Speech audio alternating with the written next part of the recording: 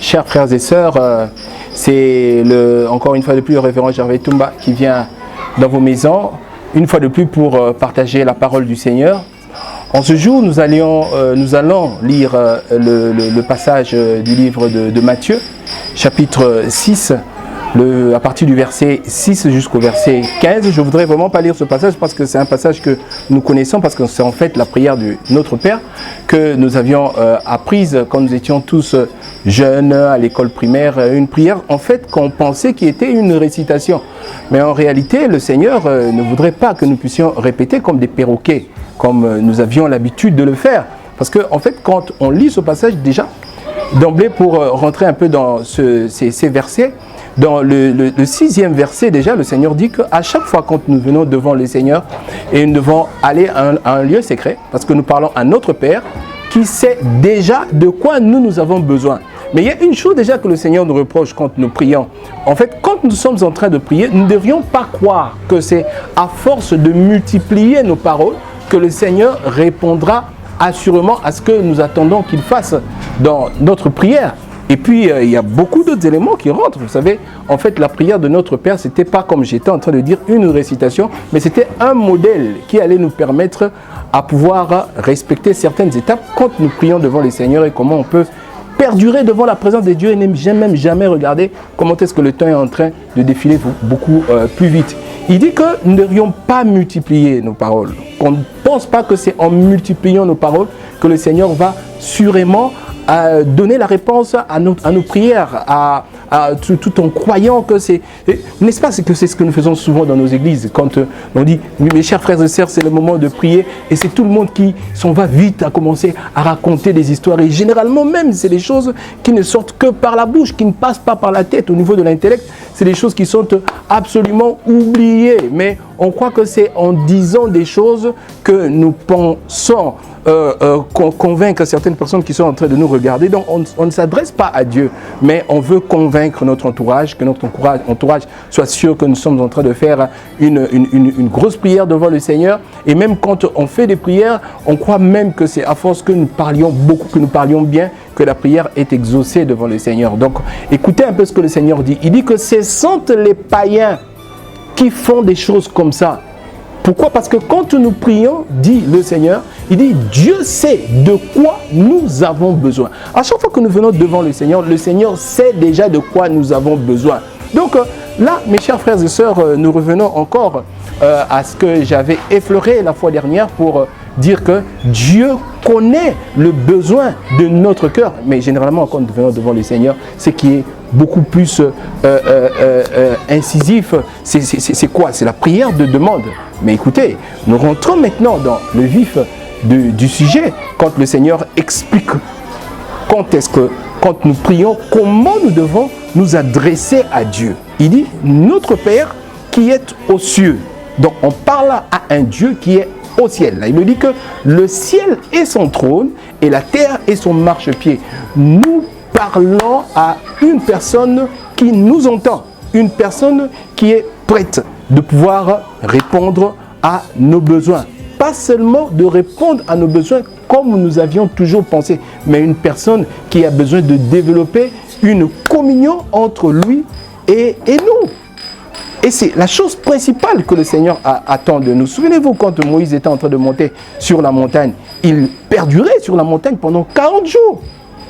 Une fois même, il a fait ça plus de 2 fois. Il descend et quand il voit comment est-ce que les enfants d'Israël, ils ont construit ils ont fabriqué des veaux d'or, et Moïse est remonté encore sur la montagne. Donc c'est une joie en fait que le Seigneur qui puisse constater que ses enfants se retrouvent devant sa présence et il dialogue. Oh chers frères et sœurs, qu'est-ce que c'est extraordinaire quand vous parlez à un Dieu pour lequel vous êtes sûr qu'il vous écoute et pour lequel vous êtes sûr qu'il vous parle. Le monologue, c'est ce qui devient embêtant. Quand vous dites que quand je parle, je ne suis même pas sûr que le Seigneur m'entend, je ne suis même pas sûr que le Seigneur soit prêt de pouvoir me répondre. Or, Dieu est prêt de vous entendre. Il dit, notre Père qui est aux cieux. Et le énième élément, il dit que ton nom soit élevé. Donc, quand nous prions, c'est le nom de Dieu d'abord qui doit être élevé. C'est Dieu qui est au centre de la prière. Ici, faisons un peu très attention. Quand nous prions, ce n'est pas forcément une demande. Donc, la relation entre nous et Dieu, ce n'est pas une relation où nous venons chaque fois devant le Seigneur pour dire « Seigneur, donne-moi, donne-moi, donne-moi ».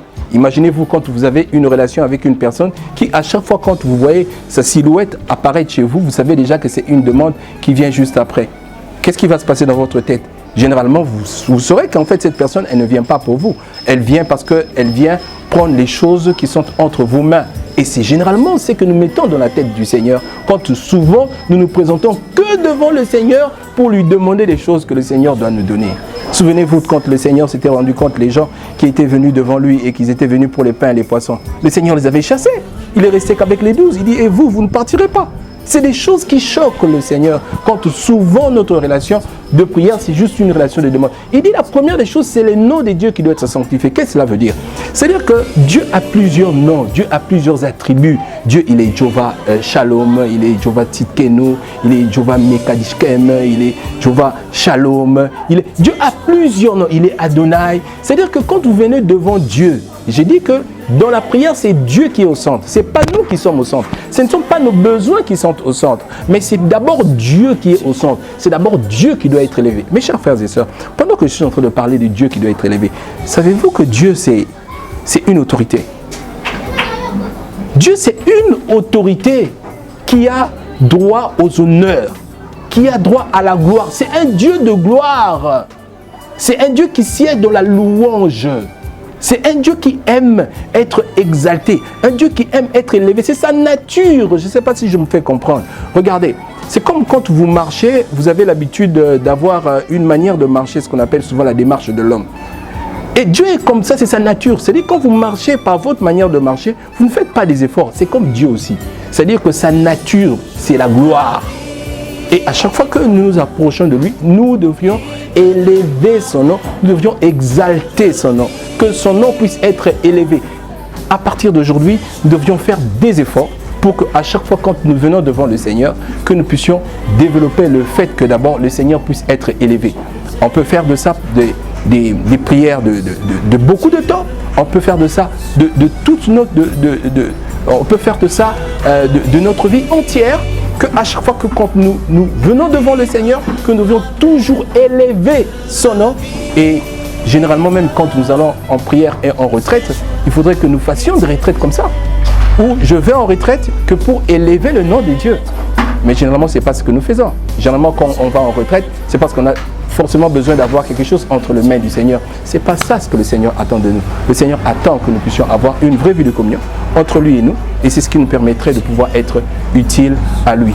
Et prochainement, nous allons évoluer dans certaines autres étapes, selon que le Seigneur le voudrait et selon que le Seigneur attendrait que nous puissions faire quand on est devant le Seigneur. Exerçons-nous à partir d'aujourd'hui, quand nous prions, que nous ne puissions pas seulement demander au Seigneur. Et déjà, même quand il s'agit de la demande, soyons-en sûrs que quand tu veux demander quelque chose à Dieu, Dieu sait déjà de quoi tu as besoin.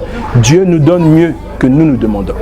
Gardons cette phrase. Dieu nous donne mieux que nous lui demandons. Souvent, à chaque fois quand on demande à Dieu, le Seigneur sait. Et le Seigneur sait ce qu'il doit nous donner. Donc, ne passons pas plus le temps dans ça. Passons plus le temps à élever le nom du Seigneur. Cela ne veut pas dire qu'on ne peut pas demander à Dieu. Et je crois que dans les jours à venir, je vais y revenir et nous allons rentrer dans certaines autres étapes qui nous permettraient de pouvoir savoir le mieux possible selon ce que le Seigneur voudrait que nous puissions faire à chaque fois que nous venons pour prier. Je vais prier. Seigneur Dieu, notre Père, je viens prier ensemble avec mes frères pour que tu nous aides, Seigneur Dieu. Aide-nous à pouvoir savoir comment prier. Les disciples t'ont demandé, ils ont dit, Seigneur, apprends-nous à prier. Parce que même pour prier, nous ne savons pas prier. Déjà même que la Bible dit que le Saint-Esprit, lui, il prie en nous par des soupirs inexprimables. Aide-nous, Seigneur Dieu, qu'à chaque fois que nous nous présentons devant ta présence, que nous puissions être capables de bien prier, de bien te parler. Parce que généralement, d'ailleurs, quand on te parle, Seigneur Dieu, nous ne prions pas bien.